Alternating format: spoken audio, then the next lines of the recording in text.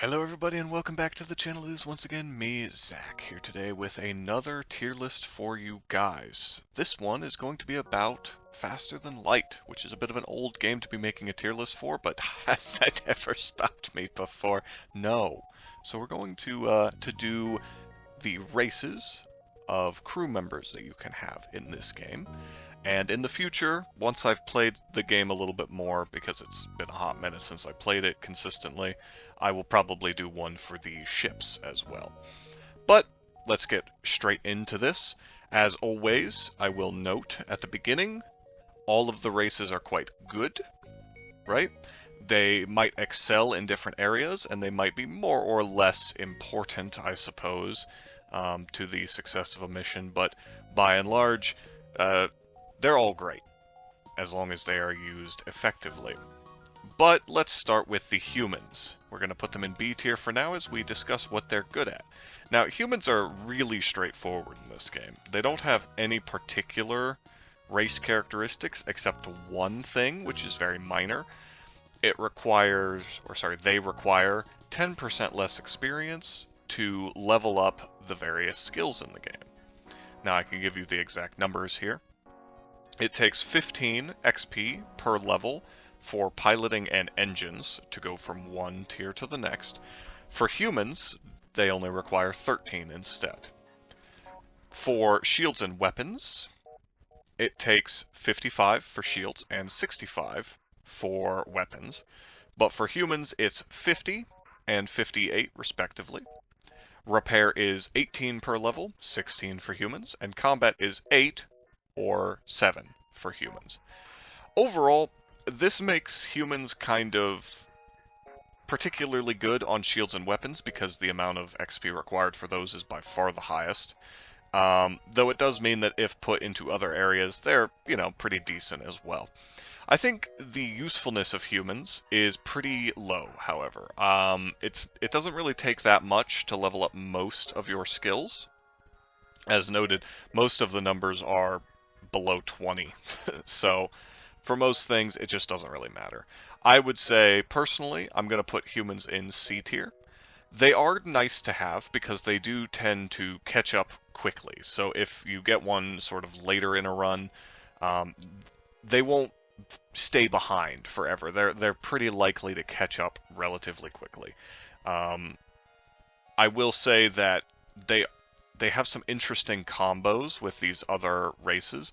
If you have a race like Engi or Mantis, I actually think that humans are pretty good. Like if you're running a Mantis ship or an Engi ship specifically and you get a human, they're not too bad because they can quickly fill the holes that your crew might otherwise have, right? An Engi crew is pretty bad in combat, so you have a human that does a lot of the fist fighting for them, and they will level up quickly and be at least pretty good at it. The opposite is true with a Mantis crew, where, maybe you are very focused on beating the crap out of anyone who attacks, but the human can do a lot of the repairing for you, and again, will level up relatively quickly. In addition, the Mantis crew might want to teleport over, which leaves the human behind to kind of man the ship, which is again something that they can get good at pretty quickly, as long as it's shields or weapons anyway. Overall, they're not terrible, but I've never watched somebody play this game and seen them be like, fuck yeah, I got a human, let's go! It's always been kind of like, it's just a human. I will say that unless you're really hurting for crew members, don't buy humans. Like, don't hire them. You know what, just don't buy humans. I'm actually going to make a strong stance here. As a real life general rule of thumb, don't buy people. But in the game as well, don't hire them. But if you pick one up, if you free one from slavery, or if one just joins your crew willingly because of other circumstances, it's not going to hurt to keep them around. Next up is the Engi. We'll put them in B tier again, and I will read through what they do for you. These guys are pretty straightforward, and they used to be one of my favorite races in the game, although probably their second now. Their main thing is that they repair 2 times as quickly. They have a 200% repair speed. Now, as a note of interest, this doesn't just apply. Sorry, I forgot how to brain there for a second. This does not just apply to repairing a system in the game. It also affects hull breaches, and firefighting even. The firefighting I actually didn't know. I was looking into them on the wiki to see if there were any neat little effects that they have I wasn't aware of. And yeah, that's pretty good. The firefighting thing is pretty nice. However, to compensate, their combat damage is 50%. Now I'm going to put the NGs into A tier. They are one of my favorites for a reason. They are always good to have around. Having at least one NG on your team is always handy. I like to personally keep them on less important systems. If possible, I put them on something like doors, for instance, or even sensors, because I like having them available to rapidly run to a location to help repair it. However, occasionally, I will keep them on a very important system or a very, fragile system, because, again, they will rapid fire repair any damage that system might take, keeping us kind of in the game for longer. Overall, though, they are pretty minor, like I said, in terms of their other abilities. The biggest thing about them is they have a lot of blue options in dialogue, meaning that they have a lot of kind of unique impact on any given run. I think they might have the most, scrolling through real fast to double check this. I think slugs have more, but slugs, rockmen, and NG have a lot of unique effects, and that makes them very interesting to kind of, I want to say play as, but I guess have in your crew. So next up is Mantis. Mantis are kind of the polar opposite, almost, of the NG race.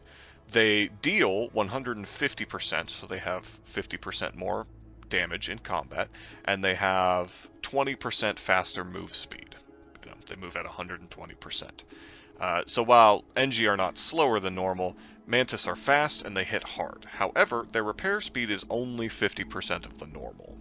And this, again, much like the NG, this negative effect applies to system repairs, hull breaches, and firefighting. This makes fire weapons very scary when you have a lot of Mantises on your team, and it does kind of mean that,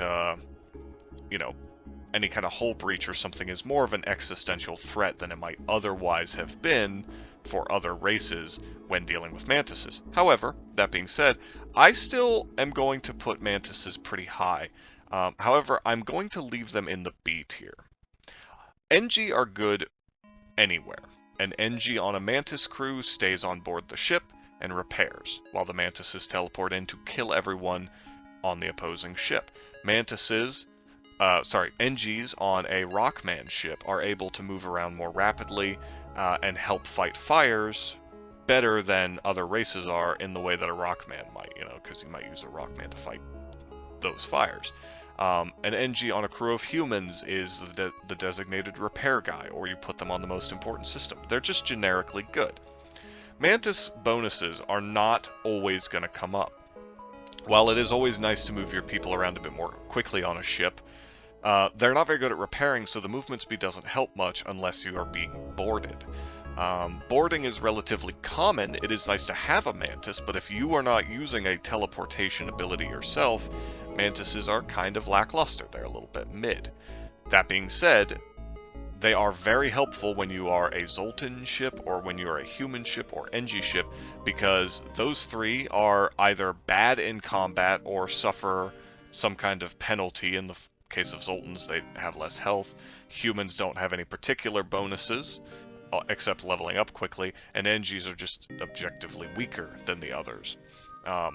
In those cases, a Mantis is a good person to have around. It's a good race to have around because they will protect you. They'll run interference for you compared to, having some of the other races around. The other reason why I personally put them a little bit lower is because of Rockmen, and we'll put them in B tier for now. Rockmen are straight up immune to fire, and in addition to that, they have a 67% faster firefighting speed, which I think is still lower than an NG. But the fact that they're immune to fire does mean that you can send them into an absolute fucking inferno, and they will obliterate that fire, no issues. They also move 50% slower, but they do have 150 hit points. Now these guys, I'm actually going to put in A tier.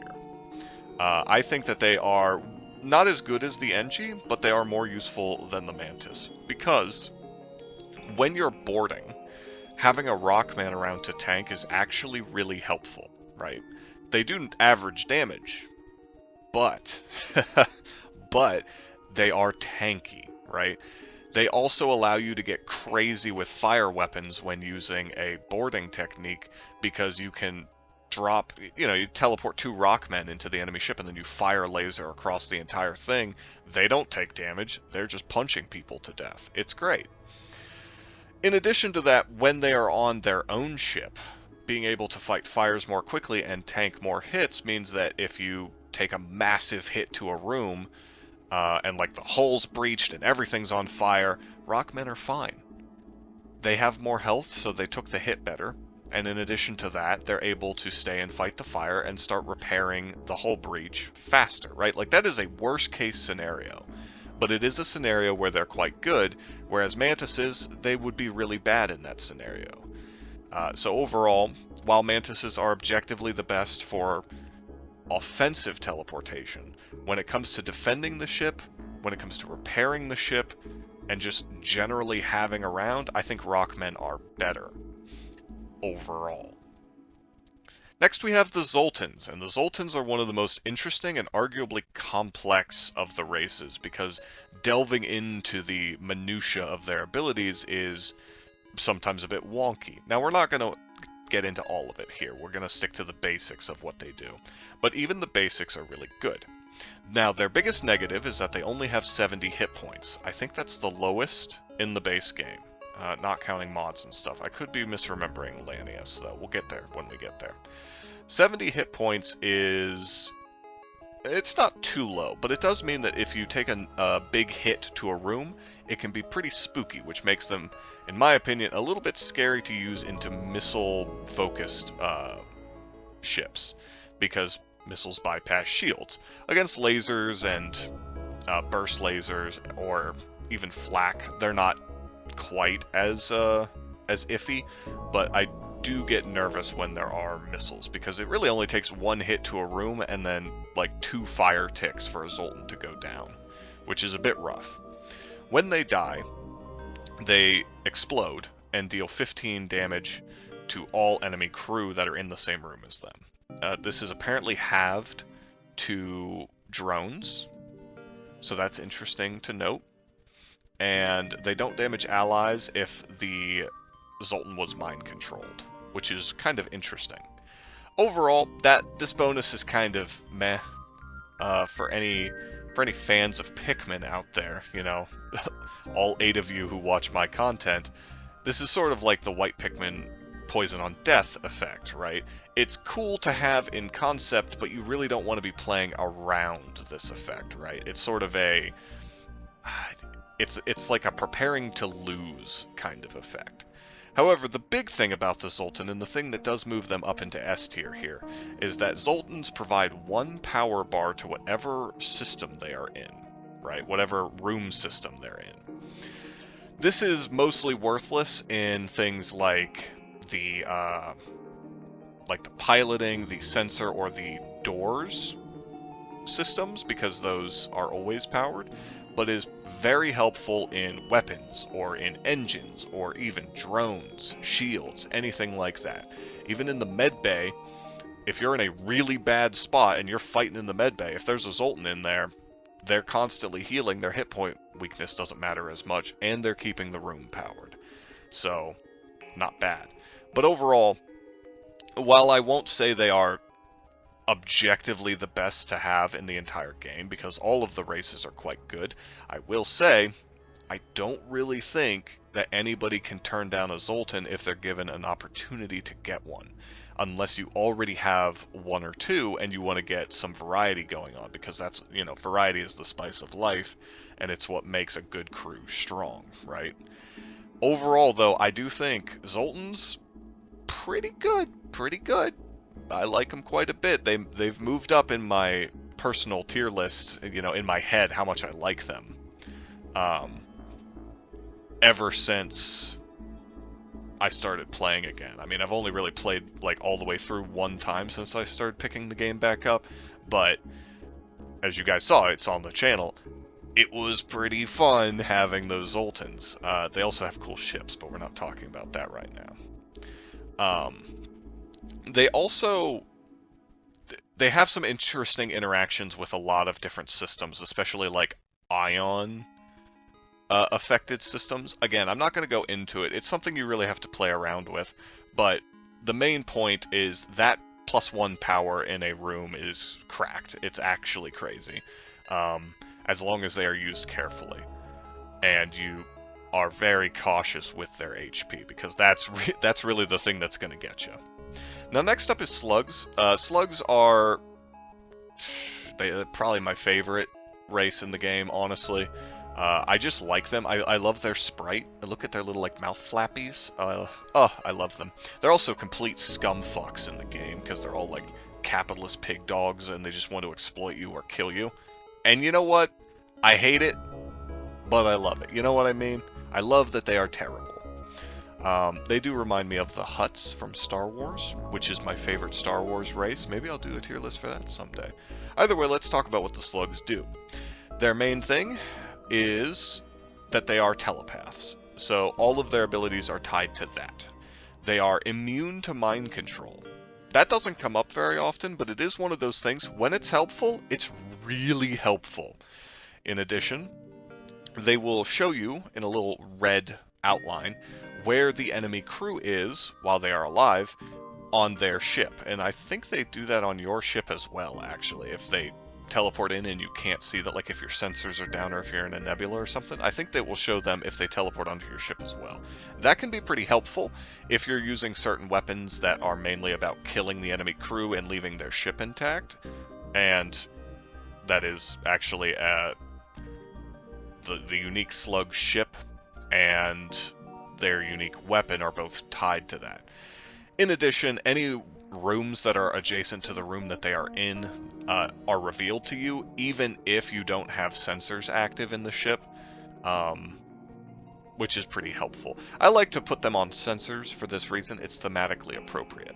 Now, in terms of where I'm going to put them on the tier list, they're staying right here. They're kind of the bottom of B tier.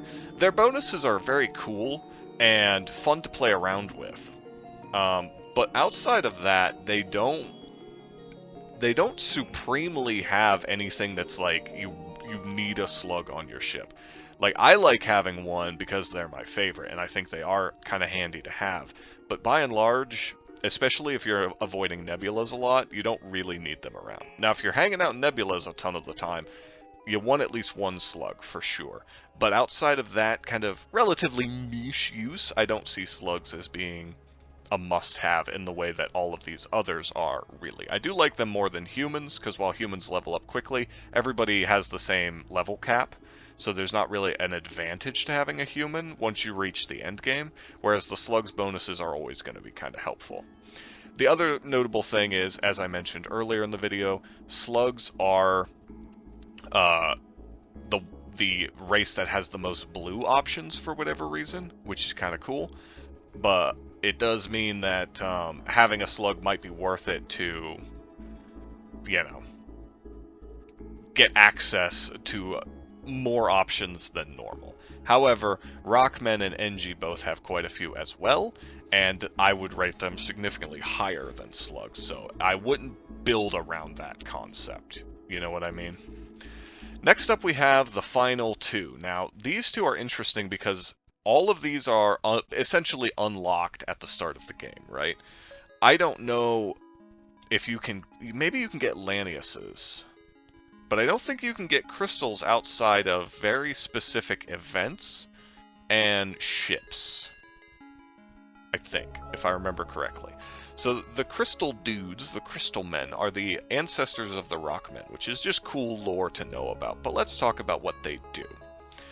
First off, they have a little bit less health than the Rockmen at 125, but they are a little bit faster, moving at 80% of the normal movement speed, meaning they only have a 20% instead of a 50% slow.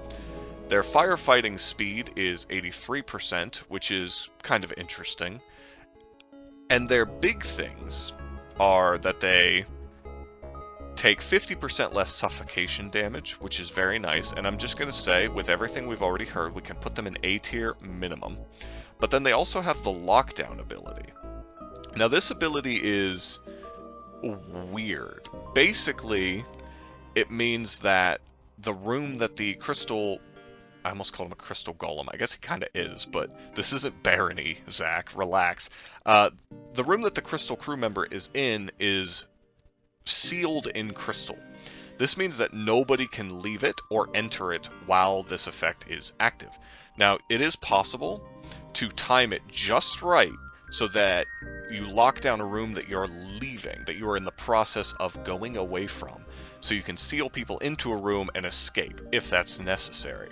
I think that the better use of this is generally bait enemies into your medbay, lock them inside, and say, I'm not trapped in here with you, you're trapped in here with me, and then beat the piss out of them in your own medbay. It lasts 12 seconds, which is enough time to kill people. Not that I would know. Anyway, it requires 50 seconds to recharge, which means that it has 30 seconds of actual downtime, which is pretty good. It comes off cooldown pretty quickly. It is possible to break through the crystal, but it's highly unlikely. According to the wiki, it would take 5 crew members punching it pretty much at the start of the crystal effect going up to break down the effect. Yeah, so that's pretty much it. While a room is covered with crystal coating, it is impossible to manually open or close the doors, but not the airlocks. Okay, well that's interesting to know. So there you go. Other than that, it's pretty good, but I don't know if it's enough to move them into S tier. Yeah, I don't think so. I think it's A tier. I will say, I will put them slightly above Rockmen. Rockmen are better in a normal playthrough because you're more likely to run into them. Shocking, I know. In fact, you need Rockmen to unlock Crystal Boys. However, by and large, I do think Crystal are more useful when you can get them. For what that's worth. So according to the wiki, I'm double checking here real fast. The Lanius are only part of the Advanced Edition content. So you have to activate that effect when you are starting a game in order to get access to them.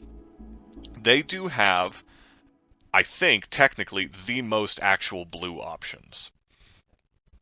I didn't mention them before because these two, the Crystal and the Lanius, are both separate from kind of the main races of the game, but Laniuses have either top or second place for blue options for sure. Now, their effects, other than that, are A, they have 85% movement speed, so they're a little bit slow. They're immune to suffocation outright, and they drain oxygen from the room that they are in.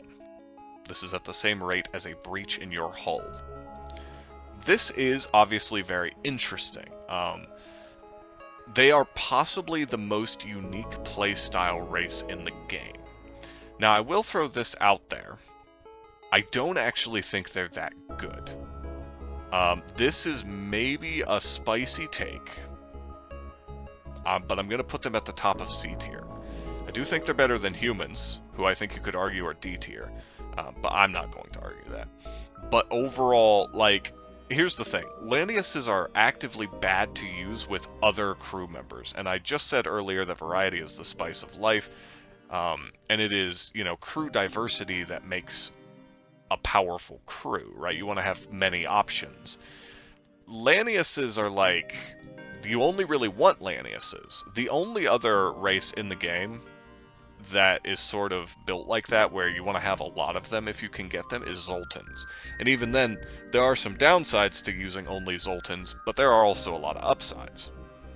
With Laniuses, using other races can be tricky. Takes a lot. It's like a balancing act. It can be kind of difficult to use them. They only really work well with crystals overall, and to an extent Rockmen, because Rockmen have more HP. They can take more suffocation damage, even if they don't really like doing that, right? In addition to this, The Lanius bonuses are only really nice to have when enemies are on your ship or when you're on their ship. And even then, on their ship, it's going to take a little while to drain a room of oxygen. So overall, having the Lanius as a defensive race, if you have a ship only consisting of Laniuses, that can be kind of nice, because you can make, I mean, not make, they're already immune to suffocation, so you can just open all your airlocks, and anybody who teleports on board is going to have a, I believe the scientific term for it is real fucking bad time. However, that is a fully defensive playstyle, right? Mantises and Rockmen are good on the defense, so are Crystals to an extent as well, but they're also good on the offense, right? And while an NG might be bad on the offense, but really good on defense, their ability works well with other races, and works well in many other scenarios. Hull breaches, fires, and system damage are all things that the NG takes care of on the defensive front, even if they can't punch very hard. The Lanius is like, yeah, they just suffocate people to death. They just choke people as soon as they get on board the ship, which is cool, just not particularly valuable, in my opinion. They are definitely one of the most interesting races, and I hope to play more with them soon, and maybe I'll change my mind. But as of right now, I don't really think that I would want to have a Lanius, or at least more than one for sure, in my crew. If I accepted a Lanius, it would be because it's early on and I don't have many other options. And I'd probably, I feel, come to regret that decision. But that all being said, that is the tier list as it stands. You might have noticed there's not really any D tier. I thought about putting humans down there because, you know, a good tier list is relatively spread out through the tiers, but honestly, Faster and Light's pretty well balanced, and all of the races are good in their own kind of categories and in their own contexts. And to me, I think that this says more about how good the game is overall than anything. There are a few that I would personally change. NG is S tier for me. I love having NGs, and slugs are triple S tier. Always take them. But that's me. I tried to be as objective as I possibly could as a human being. But I hope you guys enjoyed. Let me know if there's any other kinds of tier lists you might want me to do for Faster Than Light. I do plan on doing one for the ships. That one will probably be pretty long because there's quite a few ships in the game. But it will be a little ways off. I do want to get some more experience under my belt before I really start diving into that. I want my opinions to be informed for you guys, not fully opinion-based, but we'll see. Either way, thank you so much for watching. Don't forget to like, comment, subscribe if you enjoy Fast and Light content, and of course, if you can, become a member of the channel. That would be great. Any kind of support is fantastic. Stay safe out there. I hope you guys have a great day, and until next time, have a good one, and peace.